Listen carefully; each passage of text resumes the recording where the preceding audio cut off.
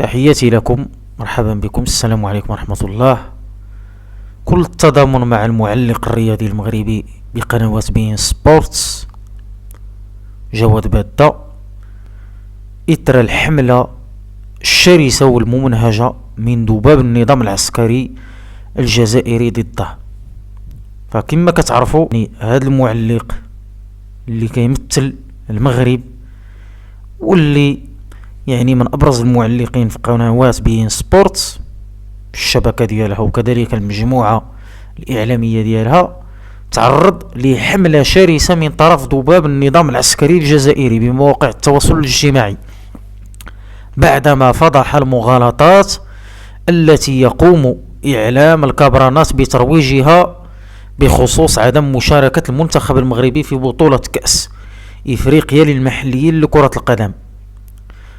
جواد بادة كان قد قال في سياق تعليقه على أطوار مواجهة الكاميرون والكونغو مساء يوم أمس الاثنين أن الشان دون المغرب وتونس ومصر بدون مستوى، كما أضاف أن الشان يلعب بدون بطل نسختين سابقتين وصاحب أقوى دوري في إفريقيا.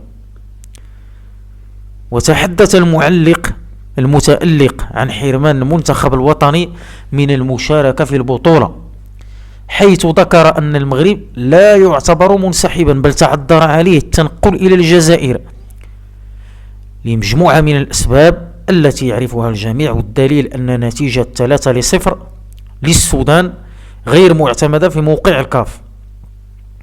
في ذات السياق دعا مجموعة من المعلقين الجزائريين واللي هما ذباب ديال النظام العسكري الجزائري وبعض المغرر بهم او اللي غسل لهم الدماغ داك النظام بلا حيا بلا حشمة إدارة قناة بين سبورتس إلى اتخاذ إجراءات في حق جواد بادة ليرد عليهم سريعا نشطاء مغاربة بهاشتاغ حرام على جواد وحلال على حفيظ دراجي، حيث أشاروا إلى استغلال المعلق الجزائري منذ سنوات للمنبر الإعلامي القطري لتمرير رسائل تخدم نظام الكبرانات وتسيء اللوحظة الترابية للمملكة المغربية.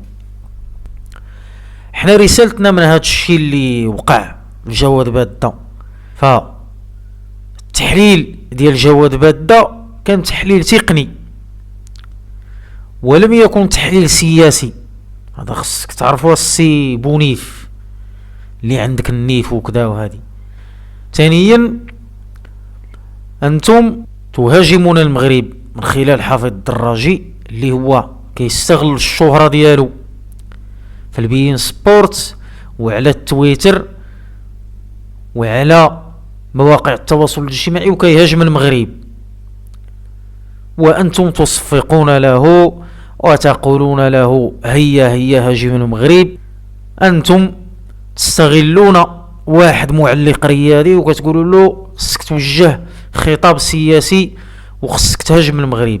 جواد بادة أنا أتابعه منذ مدة لم يهاجم الجزائر وكان التعليق ديالو فقط تقني.